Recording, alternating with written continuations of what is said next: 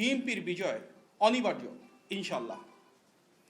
দেশি বিদেশি গণমাধ্যমেও সেই চিত্র ফুটে উঠেছে।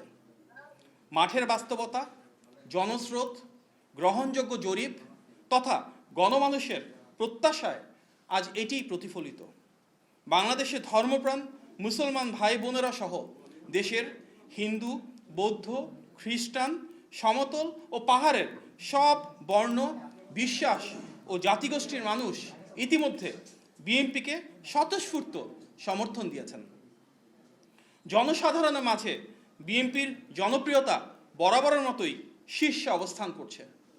বিশেষ করে গতকাল মঙ্গলবার থেকে লঞ্চ, বাস এবং ট্রেন সহ বিভিন্ন যানবাহনে যার পক্ষে যেভাবে সম্ভব ভোটের টানে নিজ নিজ নির্বাচনী এলাকায় জনগণ ফেরা শুরু করেছেন।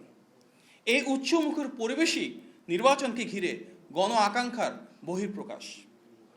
বিএনপির অনিবার্য বিজয়ের বিপরীতে একটি গোষ্ঠী নানা প্রতিবন্ধকতা সৃষ্টির অপচেষ্টা করছে।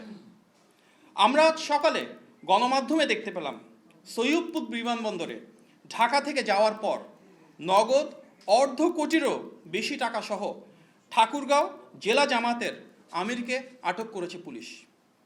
যেখানে নির্বাচনে অবৈধ অর্থনৈতিক লেনদেন প্রতিহত করতে সকল ব্যাংক, অর্থনৈতিক প্রতিষ্ঠান, ব্যবসায়িক লেনদেন ও কার্যক্রম বন্ধ রয়েছে, সেখানে স্বাভাবিকভাবেই সর্বত্র প্রশ্ন উঠছে জামাতের একটি জেলার সর্বোচ্চ নেতা কোন উৎস থেকে এই বিপুল পরিমাণ অর্থ নিয়ে কি উদ্দেশ্যে, কাদের দেওয়ার জন্য নির্বাচনের ঠিক আগের দিন ঢাকা থেকে ঠাকুরগাঁও যাচ্ছেন।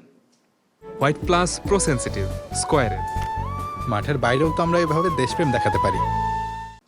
টানা 4 দিন যেখানে দেশের সকল ব্যবসায়িক কার্যক্রম বন্ধ রয়েছে, সেখানে এত বিপুল পরিমাণ অর্থ কোন ব্যবসায়িক প্রয়োজনে ব্যবহৃত হতে পারে সেটি বোঝার জন্য বিশেষজ্ঞ হওয়ার প্রয়োজন নেই। স্পষ্টতই আচরণবিধির এই লঙ্ঘন গণবিচ্ছিন্ন রাজনৈতিক দলটির দেউলিয়ত্ব ও অনৈতিক প্রভাব বিস্তারের চেষ্টা প্রমাণ করছে। যারা ইনসাফ প্রতিষ্ঠা ও দুর্নীতির বিরুদ্ধে বয়ান তৈরি করে, তাদের কাছে প্রশ্ন করা যেতেই পারে টাকা দিয়ে ভোট কেনা তাদের সেই দুর্নীতি বিরোধী বয়ানের সাথে কতটা সঙ্গতিপূর্ণ।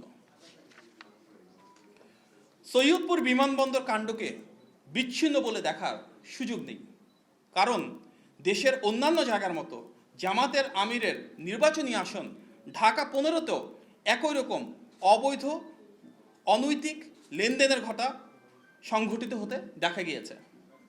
আরও দেখা গিয়েছে কুমিল্লা, নোয়াখালী, খুলনা সহ দেশের অসংখ্য জায়গায়।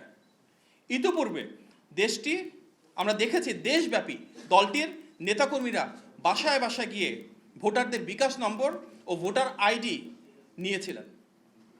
তবে বিকাশ, রকেট বা নগদের মাধ্যমে এভাবে অবৈধ অর্থ প্রেরণ বা জান্নাতের টিকিটের প্রলোভনকে ধর্মপ্রাণ দেশবাসী ইতিমধ্যেই প্রত্যাখ্যান করেছেন।